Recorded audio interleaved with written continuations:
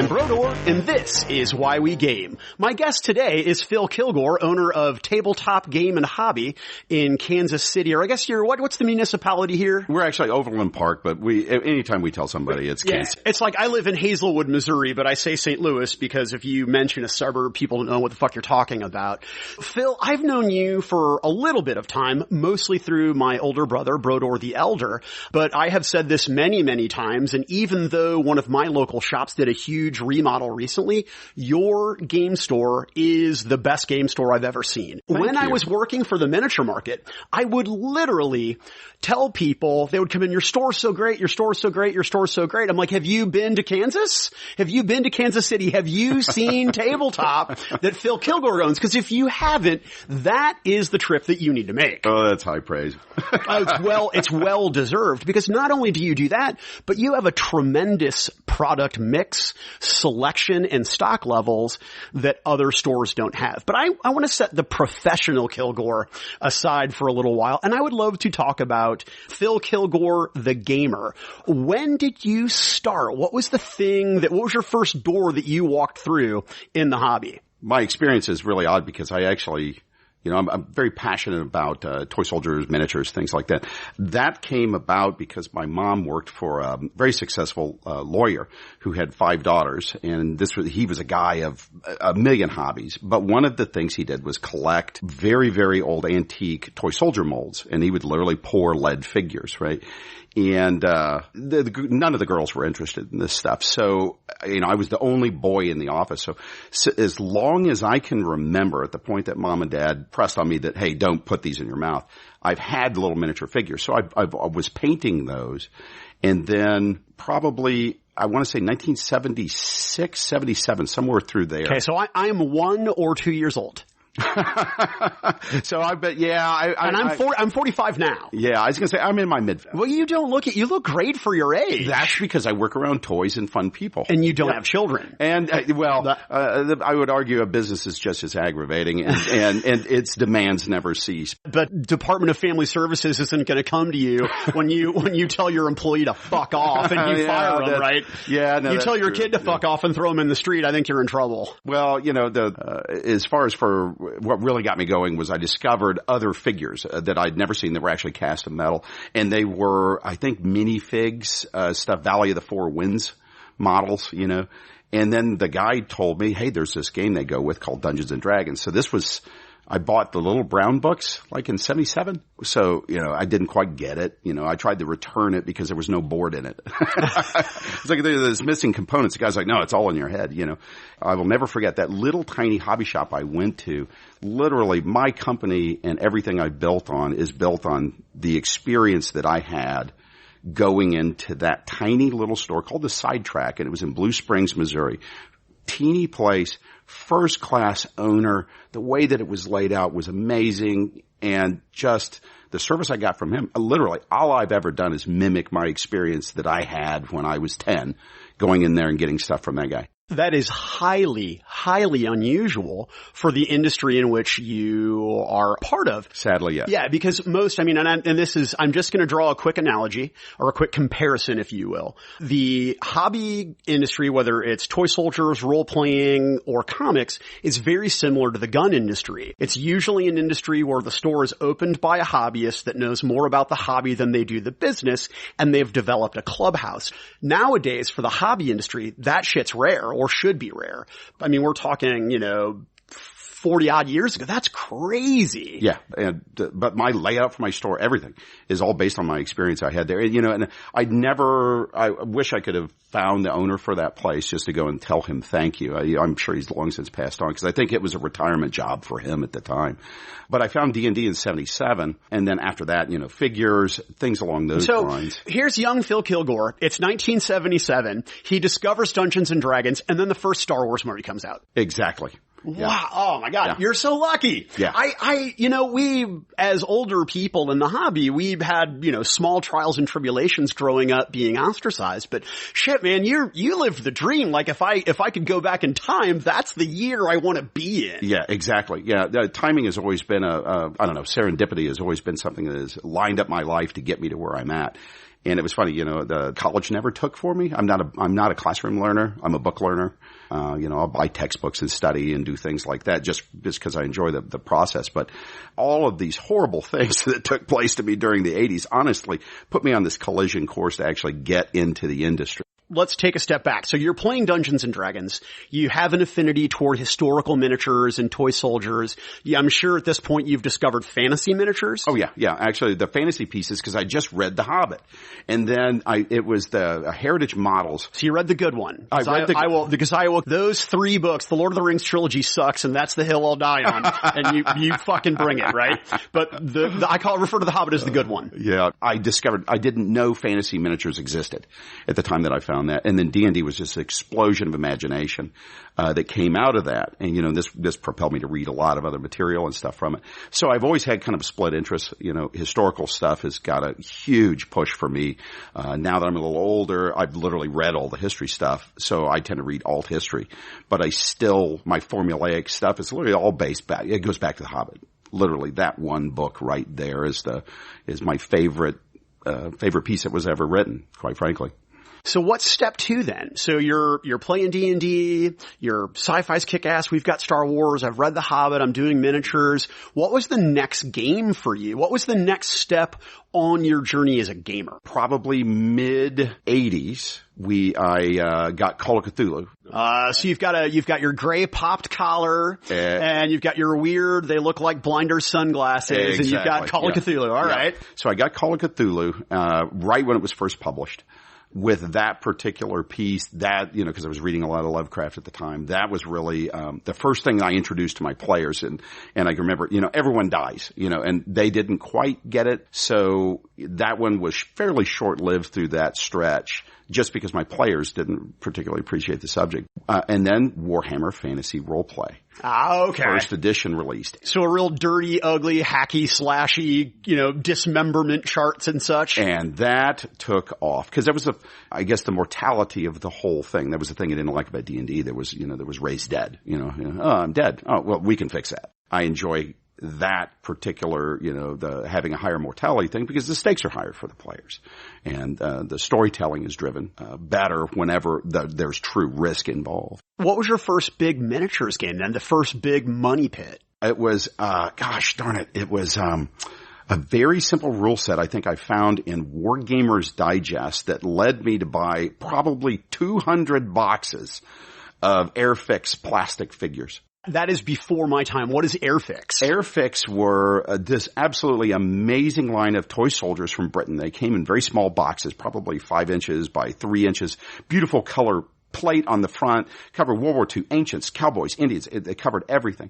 But what the beauty of them is you get 50 little dudes in there for 50 cents. They were like small, maybe like 20 mil plastics? Yeah, 1/72nd scale. Okay. HO is what they were. And I remember getting those figs then. I had a bunch of Egyptians from a hobby shop on Manchester years ago. Yeah, those were probably the Atlantic pieces, which I bought those as well. So yeah, I sunk tons of it. And the big thing about it is back then my allowance was $1. And Mom was always so nice. She'd give me that extra dime to cover tax. And it was this agonizing decision. Do I get 2 boxes of Airfix or do I get the, Wargamers Digest? But those little kind of tiny little package things like that is what really drove my interest. So I had one kid because I grew up in the middle of a cornfield that it was within biking distance. We would get together and play World War II war games all day. All right. You said cornfield. Did you grow up in Kansas? Actually in Missouri and then northwestern Arkansas is really, I had an odd family situation because of chronic health issue for my mother. Every time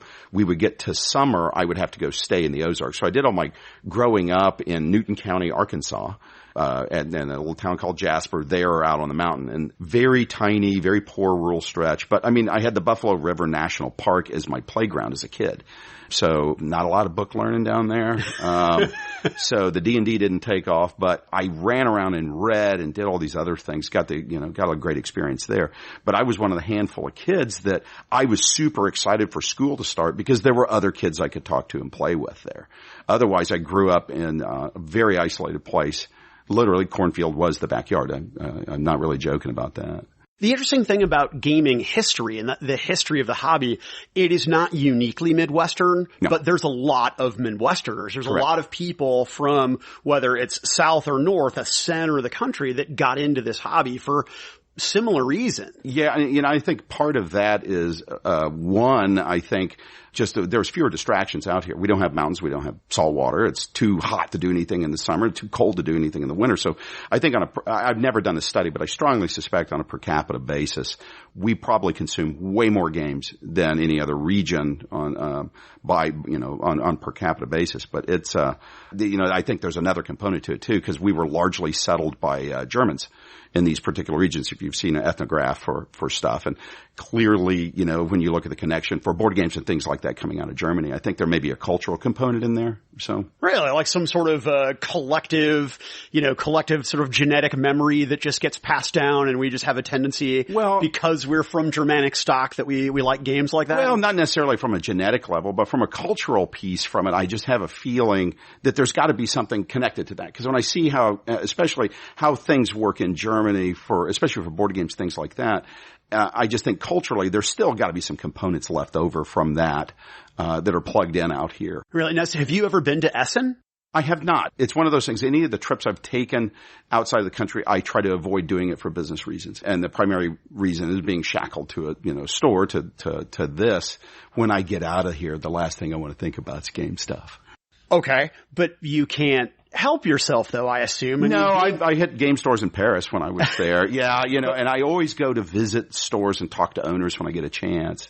Lack of imagination has not ever been a problem in this hobby. It's lack of drive, right? Right. You have a thing that a lot of gamers don't, the drive to be a part of the industry and to do it professionally. Yeah. Right? And I don't have it to the same degree that you do, but there are plenty of people that have it less than me. But wanting to participate, that's my favorite part of the hobby, is that everybody in the tribe is an active, declared member of the tribe. I like that a lot. What are you playing today? We talked about your past, but you're still an active gamer. Oh, goodness, right? yes. Yeah, actually, the downside to what I do for a living is I get to play the games that I want to play much less. I tend to do a lot of professional things, and that's driven largely by, the needs of the business to sell an item. Not that I'm not interested in it, but, the stuff that I'm really passionate about, good Lord, I don't even sell it. Right now I'm doing 1/1500 scale pre-dreadnought naval battles, late 1885 to 1904, and an alternate timeline piece that I've got. I lovingly craft these things, but, they're 3D printed models. There's one guy on the planet that does good ones, and, he knows me by, first name. So I do that. And then my wife and I share role-playing together. During COVID, did a little bit over the internet, but that's not really kind of my gig. It was better than not playing, but I've been running Tales from the Loop. Oh, sure. Yeah. Absolutely top shelf game. And correct me if I'm wrong, Phil, but that's basically sort of Stranger Things. Stranger Things RPG. Yeah, it is. But it captures, and just the presentation for it captures exactly the feeling of what it's like to be a kid from that. Oh, well, and of course the sweet spot is that you remember that, right? You were there at that time. Yeah, and actually one of the great treats we've got from this is one of the people I play with is bringing his daughter along. She's 16, right? And what's fun is to watch her experience with this, because, the 1980s is a historical time period for her, like the 1880s are for me, right? So watching her difficulty, she's like, well, where do we even get a phone number? Well, there's a big yellow book with very, very tiny print that I can no longer read because it's too small. Exactly. Yeah. And so watching her go through that discovery process, her, coming to grips with the fact that it's like, you mean your parents just let you leave and they have no way to get a hold of you? You could be dead out there. Yeah, that was just, we weeded out the weak back then. Yeah, well, I mean, my dad used to kick me out the door and say, don't get fucked in the ass. Yeah. And then I'll see you at dinner. Yeah. I'm like, well, I don't even know what that means, Dad. Why am I, what's going on? Yeah, be home when the street lights come on. Yeah. We've talked a lot about wargaming, and we've talked a lot about role-playing games. Do you have any affinity for the board gaming aspect of the hobby? I mean, getting back to that strong German stock. Do you have that bug? Oh my gosh, I sure do, but it's one of those things. I have a time budget. and has to be allocated so carefully. So, well, yeah, I mean, I know that this was a get for me, so thank you. No, it's my pleasure. You're one of my favorite people in gaming, and I say that a lot on recordings, and it's going to make me sound disingenuous, but really, you have always been affable, friendly, generous, and still have the best store. Well, thank you. You know, the coolest thing is I get to work in an industry where people walk in my door, and I have something in common with every single one of them. Yeah, and they're all happy to come in. They love to see us. Why? Because we're their toy store, you know. So, I mean, what's not to, love about that? But, back on the board gaming front, my favorite game in the world is Small World. It's not super sophisticated, but by God, I love that game. My wife and I occasionally will share some two-player stuff, mystery-oriented, because it crosses over with her. Twilight Imperium, the Saturday Crusher. I love my job, but I have a job, so I don't think I need to play Twilight Imperium. I mean, I don't. Oh, but no, it's this glorious event. It's a job. Oh, no. It's a job. I have to take a shower and shave and put on a tie and try to figure this shit out and pretend that I understand it. I play with a group that we will once to twice a year. And the emails fly ahead of time. We get everything sorted out. So when you come in, I mean, we hit the ground running. But it's an event. That's what board games are for me. It's a treat thing that I get to do when I'm not running a game for my wife or I'm not doing a historical piece. And it's one of those that, I always joke, when I retire, everybody's like, well, what are you going to do? Be like, I want to bag groceries and play more games. Look at all this cool stuff that I have, but I just want to have the time to be able to actually do it and share it. Yeah, we're preparing for retirement as hobbyists. That's what we're doing. Yeah. What's your hobby? It's a retirement preparedness. Yeah, exactly. Yeah. Let's then transition into you as an actual retailer. I want to kind of start to bridge that gap. So you went to, what was it called? The side track. So you went to the side track, and that has been the template on which you have based your professional career as a retailer. You mentioned the professionalism. What about what they were doing? Not that what you've brought with you. What were they doing that sparked something in you that said, I also want to do this thing that he's doing or that they're doing? Well, it's funny, actually, because I had another experience before I had Tabletop. And I worked for a chain of hobby stores here in Kansas City that was purchased by someone as an investment. They didn't care really about it. I learned everything about what not to do in business from them. That was this colossally formative thing for me because all I could say the whole time I'm working for them was, oh my God, we're so terrible at what we do. This is awful. I can't believe we're treating our people this way. I learned, and that's when I kind of got a chip on my shoulder that if I ever had an opportunity, by God, I would not do any of these horrible things. I would want to have the sidetrack and what that guy did. So I got to see both ends of it. I got to work for the comic book guy, someone that was just terrible, treated everybody around him awfully, but was in a position of power because they were the, ownership for it. So I learned everything not to do in business. And then I had a model of what I thought the perfect place was. And then, my wife and I, when we got married early 90s, neither one of us was in a particularly reliable spot with our careers. Lynn lost her job the month after we got married, just as the bills start coming due. So I fell back, and I'm a pretty fair toy soldier painter, but one of my great properties is I am a fast painter. So I started painting commercially again right then. And I got connected up with somebody who I thought was just super nice. I'm just going to quickly tangent. Yeah. You were painting professionally. Oh, yeah. But you're not a good painter. When it comes to producing figures, I've always believed there's two schools. Paint for purpose, as I've always told everybody.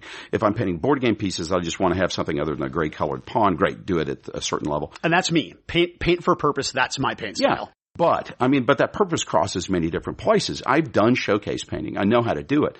But one perfect figure has very little appeal for me. I want 40 good ones, or 80 that are good enough because they're going to be on and off the stage quickly. So when I was doing my commercial painting, that was one of the things I would just simply ask them, hey, I'll take time on your officer and stuff, but what do you want your rank and file to look like? So I was producing a ton of models right through that stretch simply to eat. for that particular period. It was, Lynn and I were in real dire straits right through then. How long did that last? Probably about 7 months. About 7 months we went through, and then turned out one of the people I was painting for, who I thought was crazy cool because they would want to meet at a restaurant, and they bought me food, which was great. And they just wanted to geek out. They were transplanting, they were bringing their family back here. They were asking me, where do you go for hobby stuff? And as I had said at the time, it's like, well, there isn't a good place. Long story short, they were best-selling author, H.W. Coyle. And H.W. gave me seed capital to get my business started, not wanting to own it. He just wanted to get his money back and have a place to hang out. So that's really kind of where the genesis was. Because I almost passed on the whole thing, but my wife is just like, look, you've always talked about this. And God bless her for setting you straight. Yeah, exactly. And what do we have to lose? So, so we started July 1st, 94 was when we opened. About 3 months beforehand is when we began setting up the company. And I had no clue on the business side of the real nuts and bolts. But I had a pretty decent head for it, I guess, that got us through the rough patches. And I made, and I've made every mistake every retailer could, except for compromising quality of service for my customers or running a shabby tatty place. Never would I have those, because I had my model in my head, and I got that part right, never deviated. Now, you have a beautiful space, and you do something, I don't know if you still have the sign in this location, but in your previous location, which I believe I passed on this road, yeah. You used to have this beautiful sign that said, pay here, pointing to the retail space, and play here, pointing to your game room. Buy here, play here. Yeah. So you had a clear demarcation for, this is where you play with your toys, this is where you buy your toys, and ne'er the two shall meet, because one of my biggest pet peeves when I go into a game store is my shopping experience is on the exterior on the walls. Oh, yes. And everybody's playing games in the middle of the room. And the gamers are irritated that I'm shopping, and I'm irritated that the gamers are gaming, and we're in each other's way, and it's noise, and it's ugly, it's gross. I fucking hate it. So having that split to me is fantastic. Yep. But it also very subtly has the, oh, by the way, if you're using my space, this is where you buy stuff from me That's for correct. the privilege Yeah. of using my space. Yeah. Now you are, I don't want to say militant about it, but you're more vocal about that, in my experience, than other retailers are comfortable doing. Why is that? Well, number one, we've always operated where we have, the store locks up separately, so it's 9:00. I've been waiting on nerds all day. I want to go home, but the game room is completely separate, and we have stewards that have keys to that portion of the facility that'll keep it open later. But when it comes down to the game room space, okay, there's an implicit social contract that I have the most amazing customer base that respects, and not everybody has a lot of money. So, and it's one of those things that because we have the game room space available for them, people come in and do it. However, we do have freeloaders that will come through, just that trash our space. Don't treat it respectfully. Don't support the business. And I will simply go have the conversation and be like, hey, there's a sign up that says, this is for the use and enjoyment of our customers. Folks, you're not a customer. You've been coming here for 8 weeks. None of you guys have ever bought anything. Why is that? I usually start why is that? I see you have D&D books. I see you have these other things, but how come you don't get them here? And I'm very comfortable having that conversation. And sometimes it'd be like, well, man, we're all flat broke. I'll overlook that to a degree, but at the same time I have to tell them, it'd be like, look, this is for customers. You guys are not a customer here. Why don't you go to the library or community center, go back to one of your guys' house and go play. I want you to play, but this is for my customers. And if you're not a customer, well, I need you to go to wherever it is. Go to Amazon. Yeah, go play at Amazon. That was one of my favorite things to say to people.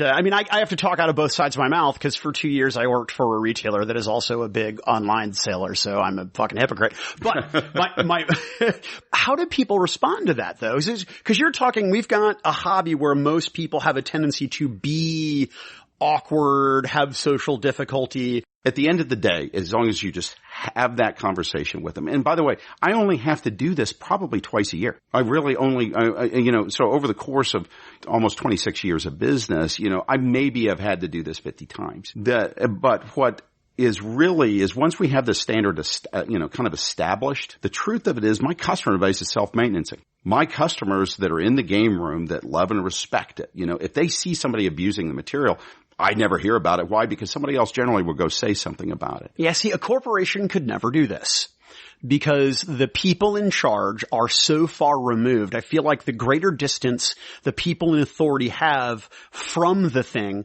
the less understanding or love they have for the thing. That's correct, a means to an end. So here you are. You have one location.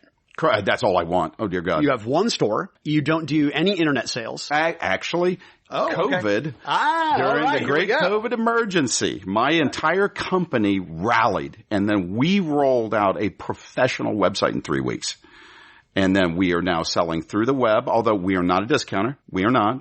We offer in-home delivery within a certain, for free within a certain mile radius. And I am the delivery boy because as far as insurance goes, I'm the only one that needs to be doing that. Right. So we have stepped into that realm, but not to compete in it. It's at a convenience for my customers. Unfortunately, internet it's a race to the bottom by and large. To the cheapest price. Right. So then what you see, if you watch the trends, what will happen is some internet purveyors, they'll basically, Amazon does this. Mm-hmm. I know that this is the miniature market philosophy as well, that they will slowly turn the tap a little bit at a time because people have become conditioned or they've found that there are conveniences or services that you provide. And so if the prices go up a little bit, I don't mind. One of the things I can tell you out of it is, almost everything we ship is obviously going to be, very close to our city here because, we're a brick and mortar place and people, may not be able to come out right now, but they still want to get their games from us.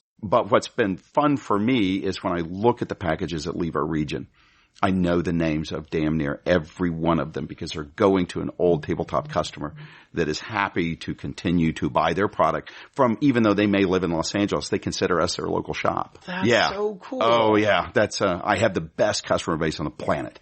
I'm going to bring up something else too that we had discussed prior to the recording, but something that I would bring up to other retailers. I mean, well, fuck, it's not about me, whatever. You don't do Magic. And when I say you don't do Magic, I don't have Magic singles in the store. Yeah. Right. Do I have Magic tournaments in the store? No. Do I have Magic packs in the shop? Yeah, because there's people that like to buy those casually. Yeah. I always tell people that if I was ever going to open a store, that is precisely the model that I would do.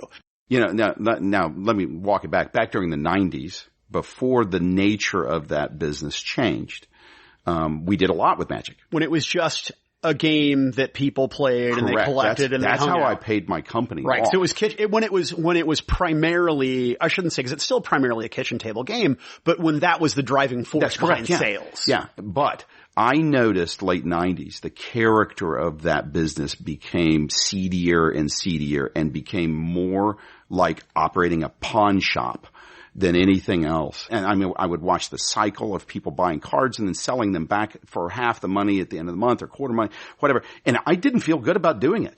And I watched the character of the players that we were having because we offered nice prizes and it didn't attract a customer base that I really wanted. And I had to make a very difficult decision. And it was a tough number of years that I walked away from that money. But quite frankly, it was the best decision that I made across there. And I'm not disparaging. If you make your money off of cards, great, go you. But at least from what my experience has been for all that, I have a better customer base because we don't chase those particular buy and sell items. I sell new product. We do have used games and things like that. And I pay a very good rate for my used games. But I don't have that very mercenary, money-driven, high-cycle thing. Now, trust me, that's 50 cents out of every dollar in the game industry that you're leaving on the table. I don't know as a new retailer if you could even do that. I think that you do, and I think you do. I think you're able to for a couple of reasons. In my experience, the amount of effort required to do Magic singles well is a lot. To do tournaments well is a lot. Yeah. To have good prize support that isn't going to kill you but still attracts business is very difficult to do. And most, not all, because some of my favorite people in the gaming industry are very talented Magic players. Mm-hmm.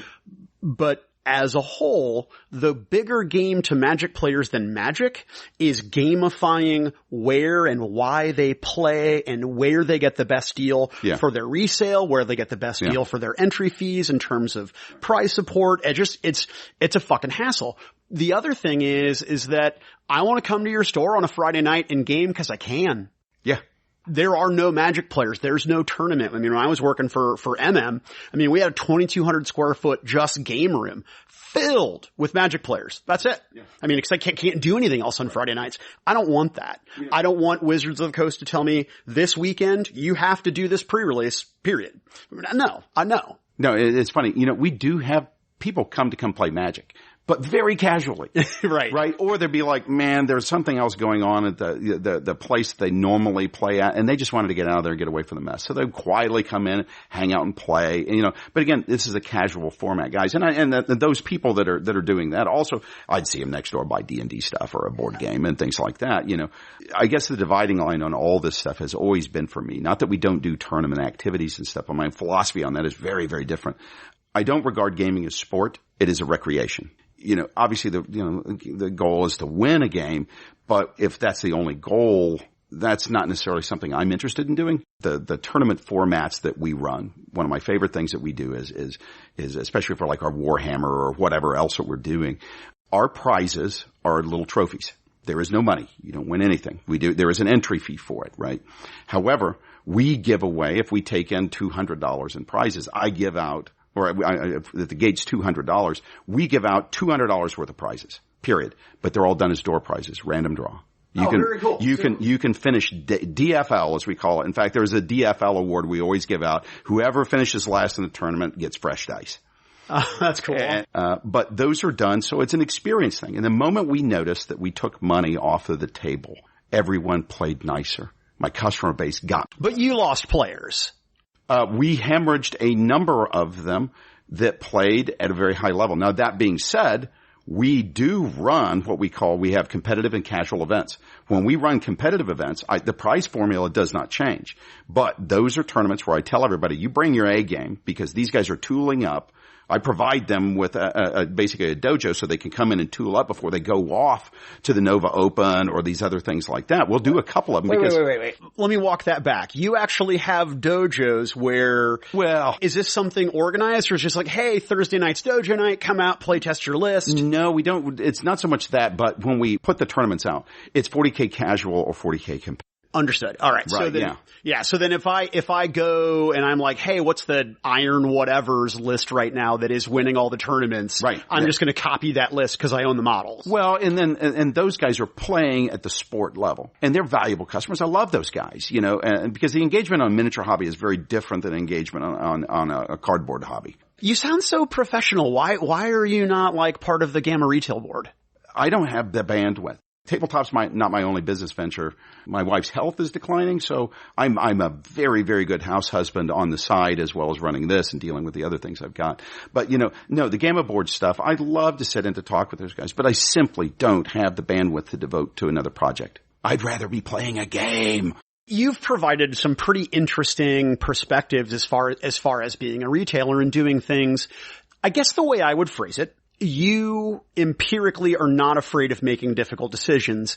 And when you make a difficult decision, it's not done rashly. Correct. Oh, no. And that's there's as the kids know, everyone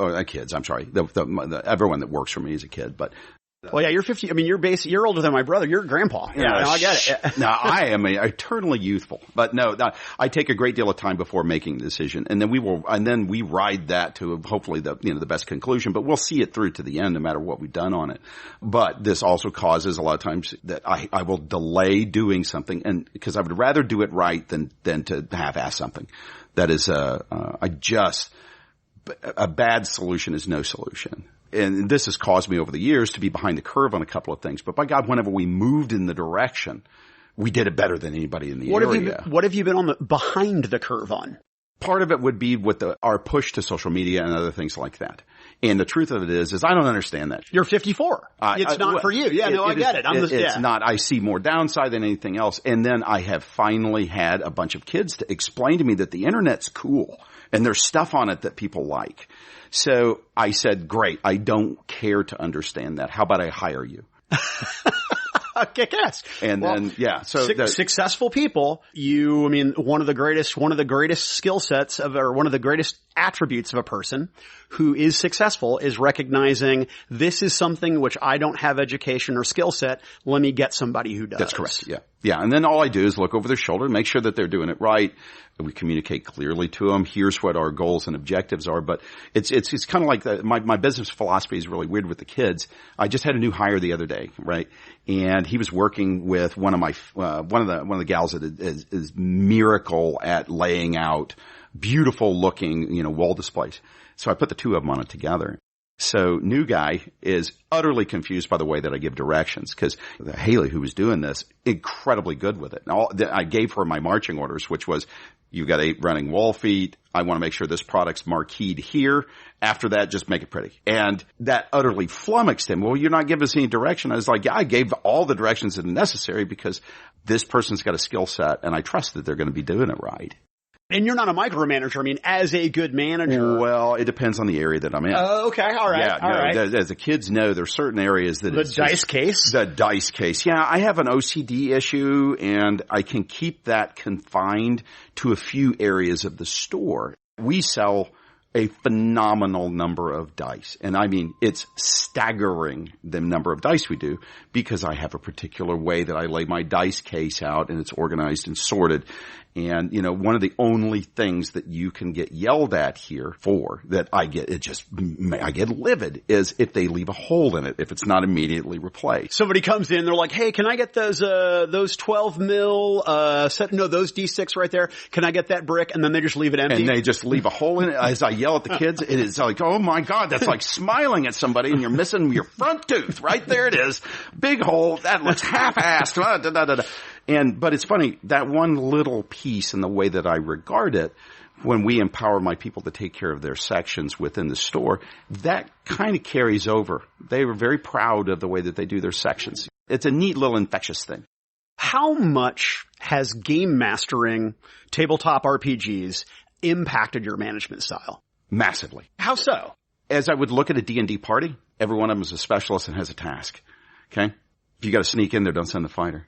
So when it comes to hiring people internally, I hire to, obviously for the job position for that. And the way that I delegate to them or the way that I can describe a task, I don't need to draw anything up, but my Dungeon Master skills give me the ability to describe what my vision, what I want this to look like, and then the kids can floor plan that. And that one little nugget right there it works really well for me. I'm good describing what I'm looking for, and I only hire very bright people.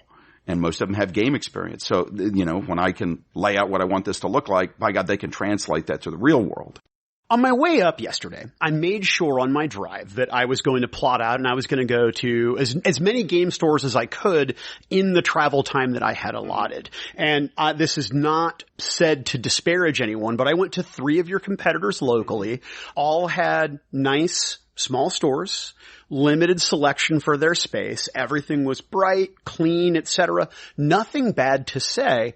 The difference is when I come into your store, I have these enormous white shelves that are stacked almost floor to ceiling with board games on one side of the store. Not only do you have a diversity of selection and really good hot titles, you have depth of your stock that other stores, not just the stores I went to in your area, stores in my area that have been around for decades, right? It's a different experience coming into your shop and looking at those stock levels. The other remarkable thing that you do, you also stock stuff that other retailers don't. Things that I would buy on the internet because it's the only place I can get them.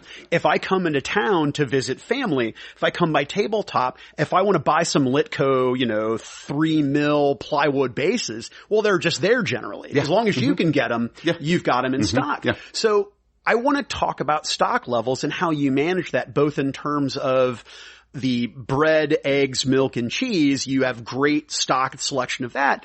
But then if I'm looking for avocado oil, it's over there and I don't have to buy it on Amazon. How do you keep up with all of that? So we have divided out internally our purchasing. Everybody on staff. So you have empowered your employees to make decisions about what you're spending money on? Absolutely. You can't see my face, but I'm smiling so big right now. Yeah, no, not only that is every one of them that we entrust with that thing, they have a corporate credit card. And it's just like, no, you see that on, they will bounce it to me because they always bounce it off of a management person before they pull the trigger on it. And then we'll give them a dollar budget. Yeah, do this. Okay, and that's on you. So you ride that through. Not that there's, if it doesn't sell, okay, well, we made a mistake there. But, I've made plenty. However, because I empower the kids when they find something cool, that we'll bring it in and test it. And because we have had that philosophy, it's like we added a product line last year, which I don't want to name because, my God, we do so well with it. But nobody distributes this thing. And literally, the person that made the decision on my staff, she ended up getting a very sizable raise because she discovered a product line that suddenly we go through, $50,000 worth of. And it was something I would never have picked. But no, we compartmentalize the way our purchasing. You talk about the bread and milk, right? We place probably, 25, 30 vendor orders a week. And a lot of them are to very small companies. You mentioned Litco, which I love Kenny Litco. Those are, we have someone that's responsible. They watch their section. When it's needed, great. They just assemble the order and we have a certain amount of dollars that are devoted to that section. And if we get to a point where it's like, well, we're running out of shelf space or we want to buy this other cool thing, well, then we have to close out or liquidate other items and get those on their way out. Just to, more than anything, it's not dollars. It's actually the volume of space that we have. That is actually the constraining factor. At the end of the day, our inventory load is massive, but we prune it very carefully. When you have a large staff, because everybody has their own business card. I walked in and just to my right on the counter, I saw that you had several business cards with different people's pictures, in addition to Tobias. Oh, yes. Unfortunately, Tobias is retired now. I don't know if you knew that. Oh, no, I didn't. No. He's great. Okay. So, Tobias. I was about to cry. Good thing it's dark in here. Yeah. No, Tobias was our 24-toed wonder cat. He was a super mutant that we took in off the street.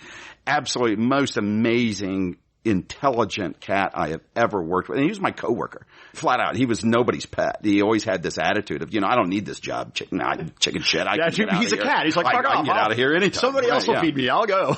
And, but Tobias had been with us for a decade and he was getting older.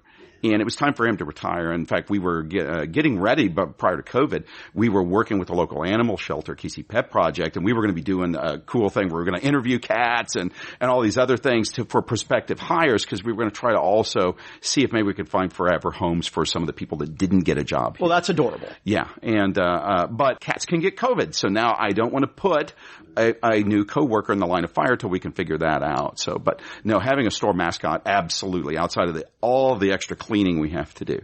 That's the only pain about having a fuzzy coworker. But several of my employees shed just about as much as a cat, so I guess it's really kind of a wash. Next door to you in your strip mall. Yes. I've noticed there's a lot of empty space in this strip, and my understanding, just from the little bit of conversation I had with my older brother last night, that around COVID, that's when things really started to shut down in this strip. There was a neighboring computer video game thing. Yeah. And you were planning, prior to COVID, you were looking at expanding and doing the hybridized business model of food and beverage service. Correct. In that bay and still be affiliated with or still be technically tabletop. It absolutely will be tabletop. So is this, all right, because I know COVID kind of put the brakes on that. Is that hell yeah, it did. That you're going to pursue still? Yeah, no, absolutely. That is because my whole thing is that's the last component I need to have installed in this company to complete my vision for the whole project. I mean, it's as simple as that. It's not just a business next door. It'll actually adjoin and directly go into our gaming space, which we share in between those two. And it's a restaurant, bar, cafe. We'll have food service, high quality coffees, teas. In fact, we're working with a local coffee company. We're going to have our own brand of beans. And we'll have alcohol service. I don't want to ever have a place where people go to get drunk. But you know what? 40K with beers is better. Oh, yeah, no, right, for sure. Yeah. Because it helps you forget how shitty your rules are and about how poorly the rules represent the fiction. Yeah, no, for sure. I might need something stronger. I might need, heroin to play 40K in the future. But we're dealing with some complexities as far as that we're doing our experiments. Well, it's a whole different, it's a brand new business for you. Yeah. I mean, imagine 26 years ago, the headaches you went through. Welcome to your new business. Yeah, no, it's funny that you say 26 years ago because the young couple that I've got to do this. I don't want to own this. I want to have the benefit of having that as an associated business as part of what we're doing. They dropped into my lap, Chase and Madeline Davis, and it's Madeline's vision. She was trying to stand up this business, and they were young and poor, and there's no way they can do it. I am literally paying it forward in the same way that the Coyle family did for me. Good. I'm going to finance these kids. They're going to buy me out, and it's their baby. What we've got planned, if we stand this up and it all works, there's a very cool idea on the other side of this that we'll see if circumstances work to do some other things with this. We'll put it that way. But, at that stage, I will probably be looking to retire. I don't want to allude too much because a few years back, you and I had a conversation about your mega plan, and just looking at all the empty spots inside, there's still room for other things, but those would be done on a me financing basis and helping someone with the knowledge to be able to get something off the ground, not necessarily owning another company or doing things like that. It's an investment. It's an investment. That's it exactly. Where we're at, I have the store that I've always wanted. Now I just have to get the last pieces to tack onto the edge of it because, theoretically, because we're about to have our 26th anniversary, right? Theoretically, in small business, if your company goes 30 years, it will outlive you. And that's what I have to be thinking of right now is, man, this is kind of a cool legacy piece. I had a few years ago, I had the local newspaper had called me about something. And I was like, oh, why are you guys calling me? They were like, oh my God, you've been there forever. You're an institution. I was like, badass. I'm an institution. You have a future strategy. You've mentioned retirement. You're still young. You are in good health, right? Mm-hmm. Yes. So what's your exit strategy for tabletop? And I probably should have done this earlier.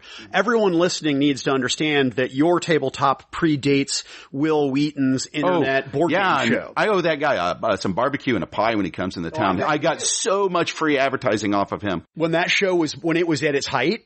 Yeah, I bet. No, and that was everybody's like, how do you know Will Wheaton? I was like, what the hell are you talking about? And the Star Trek guy? Yeah, because I was not even hardly conscious of the internet at that stage, and that took me a while to figure that one out. So no, actually, thank you, Will, for using my company name. That helped us out a lot. Yeah, I'm assuming, like, for example, when I was working for Fantasy Shop, the original plan or hope that I had is that eventually I would buy the company from Dave and it would become me.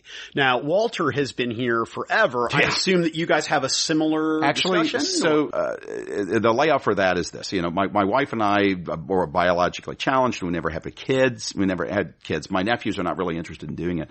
So I'm more concerned to see this survive me. It's a neat piece. I built a cool thing and I want to see it go on. It's become an important part of so many people's lives. Precisely. Like the mantle that is Batman. It's bigger than you. Yeah, exactly. So having the right steward for that going forward was critical for me. And my manager, Walter, his mom literally dumped his little vampire playing butt out of the minivan. And he comes in my store back in 94 when I first opened to get his LARP books and stuff. And then, he went on, got a degree, if not a master's, like in molecular biology, some super science, brilliant guy. But he had worked for me while he was going through college, and then he had a hiccup, couldn't get into the PhD program. They weren't accepting at that time. And he was kind of left at a loss. And I'd had the conversation with him of, hey, dude, you're awful good with this game stuff, and you'll never get rich doing this. But you know what? You're not going to hate your job. You'll love the people you deal with, everything else.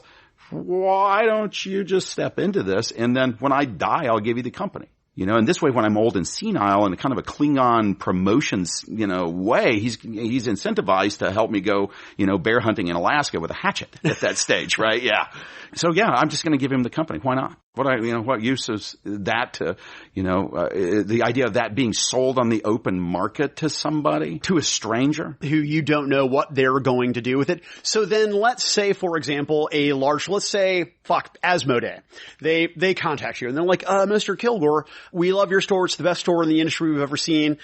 We've got this new deal with ACD for distributing product, yada, yada, yada. We want to open our first retail location. We want to buy tabletop and we just want to slap the Asmodee name on it.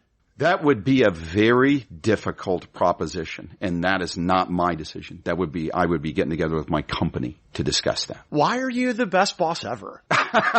It's because I had the worst bosses ever.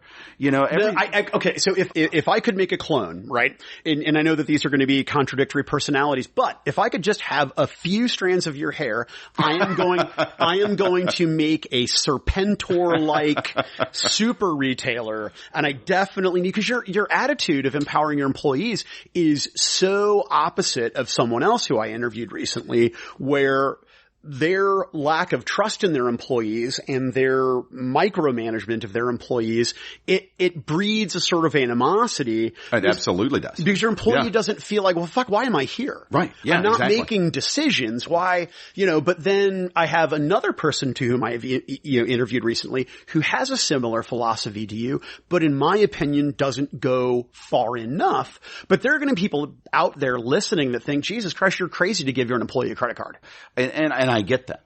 But what do? They do something wrong. You fucking fire them. You're an idiot if you're not paying attention to the credit card statements. That is correct. It doesn't mean I keep an eye on things. I mean, I literally look daily at the credit card report.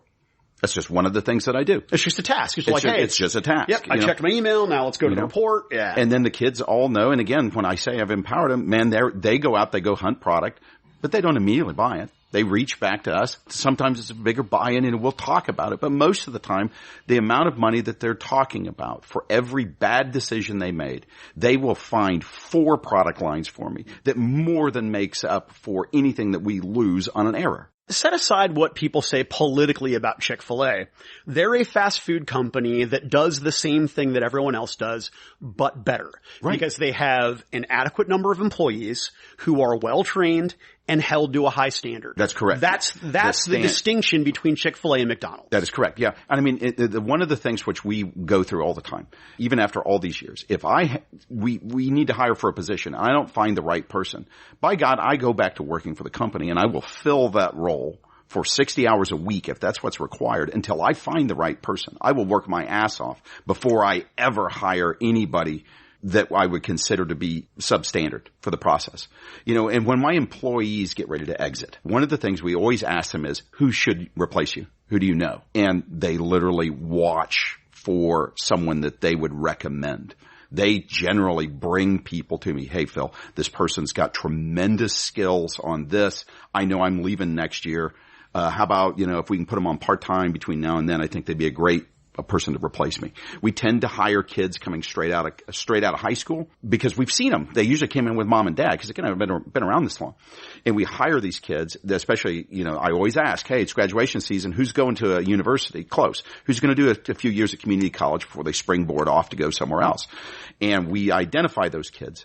And as I tell them, hey, we would love to bring you on board. My training process is really long. It's about 6 weeks to really get them up to speed, minimum. And then we simply tell them, look, when it comes time for finals, when you have anything dealing with your school, be honest with me. You need time to study? Not a problem. You don't contact my manager, you contact me directly. I come in, I work that shift so that they can be at school to do the most important thing. It seems to me that you just looked at what is standard behavior of managers in corporations, lower to mid-level managers, and just said, I'm just going to do the opposite of that. That's right. Yeah, whatever they do, I'm going to do the other thing. That's because I've been on the receiving end of every bad kind of boss and environment out there. I worked in a major warehouse situation, and every boss I dealt with in there, so I understood the logistics chain and everything else, but it was just nothing but impediments based on bad management, bad people skills. They don't take care. They don't care about the people that work underneath them. A motivated person. If I pay them $20 an hour, if they're motivated, I get $30 an hour of labor out of them. Why would you not do those things? The whole thing about it is when we get to crunch time in the holiday season, my kids throw 150% into the whole situation. They do what it's take. They're just as concerned with the company doing well as I am. And I'm very upfront. They all know my books are relatively open for them.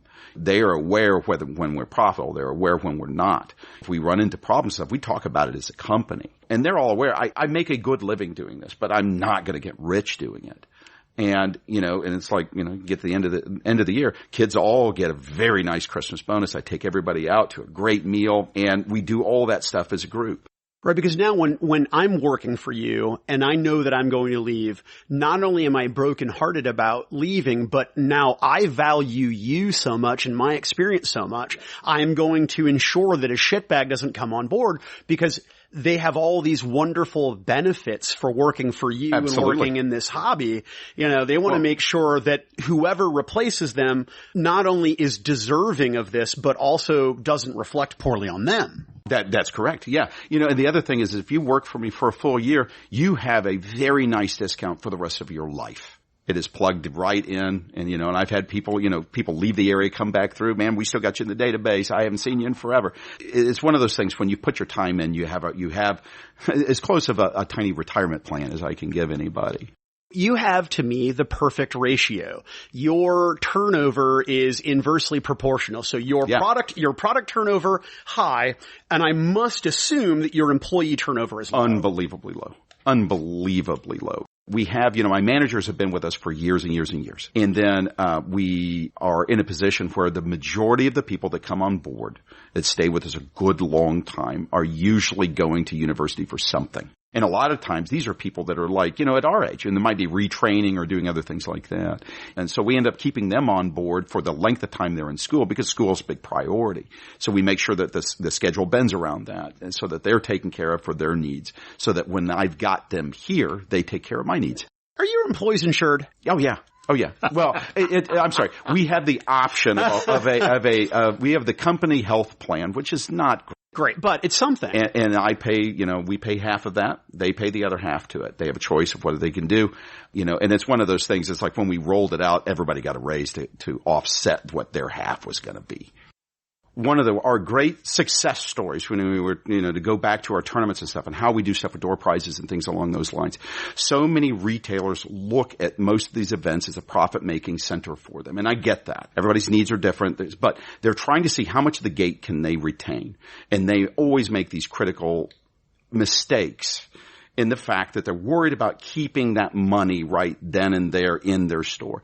What we give out in our prizes, we give out $5 and $10 gift certificates like they're candy, right? You know, it's one of those things. If we have a 16-player tournament, we're charging $10 a head. Gates drawing the, you know, $1.60. We automatically break up so there is enough prizes for 8 people to win something, at least what their ticket price was. If the ticket price was $10, right, they're getting a $10 gift certificate back. So we immediately just send that right back out because this is an entertainment source for them. The secret is those $10 gift certificates walk next door and they pick up a $50 model, which is now a $40 model. And then that $10 gift certificate drags 40 more bucks into the situation with it. And guess what? You make more money doing that. And I don't get, you know, we run every single event is run on a break-even basis because it's all about pushing the community that we've got for this. Those little gift certificates wander around. We have this bizarre currency. I came into the store one night and they were literally playing a poker game, betting tabletop like gift buck things and then drink tokens, which we also have. They were literally playing Wait, you give out drink tokens? Yeah, drink tokens. So you can exchange for a soda as part of the, you know, part of your buying at the tournament and stuff like that. You know, here you need drink tokens. So you can go next door and get something. Right. And so then when you have food and other beverage service, you're a genius, Phil Kilgore. I'm sneaky. You're smart, man. You're smart. You should be, I think that the Game Manufacturers Association should pursue you. I've always wanted to go do a couple of talks where I would wander around up there in a Hawaiian shirt with a cocktail in my hand and essentially rant about a number of things that I think would be useful.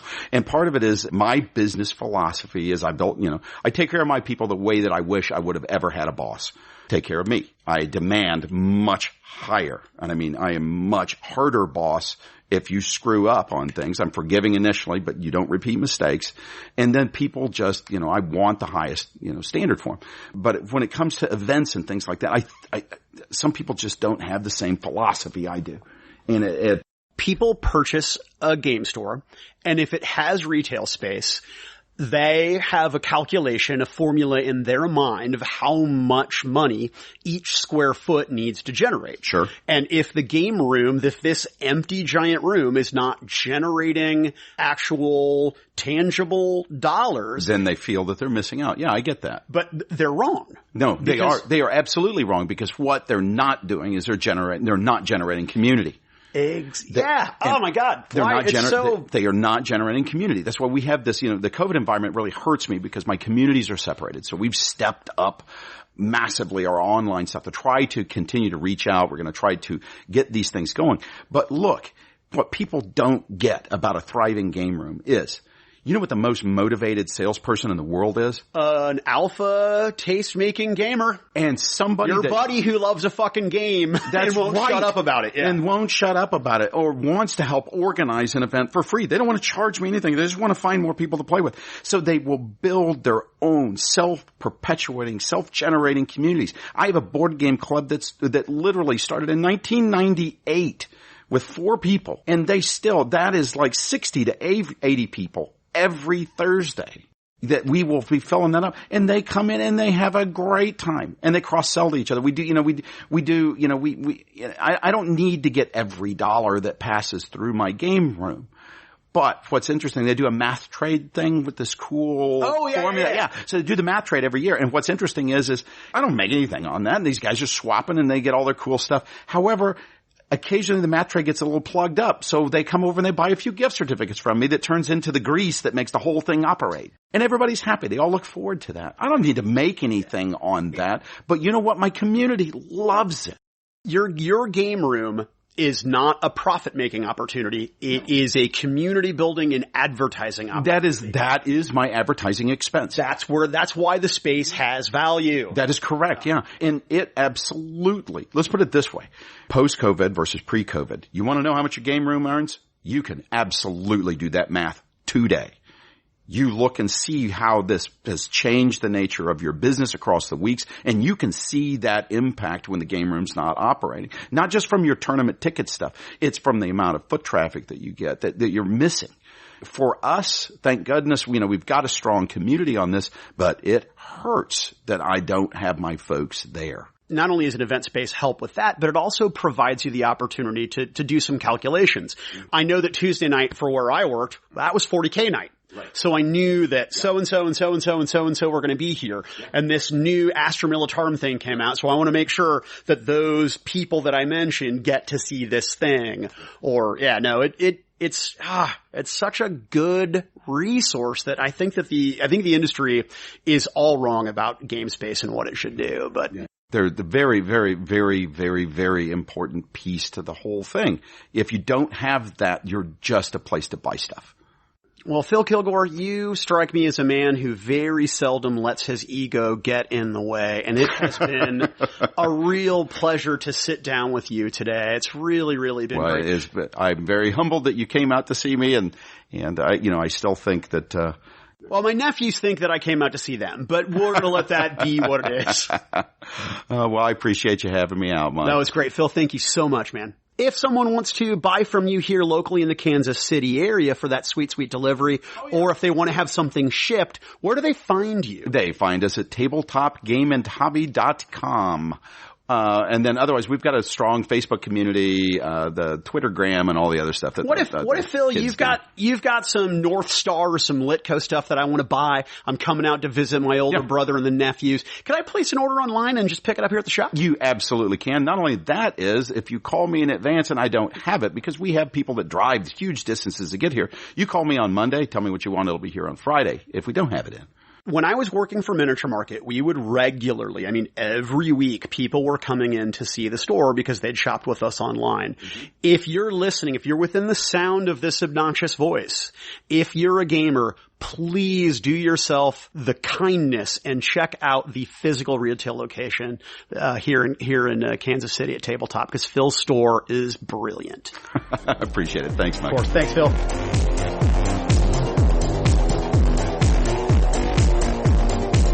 Why We Game is a production of the Influence Foundation. All rights reserved. Audio editing by Brodor. Music by Owen Godwin.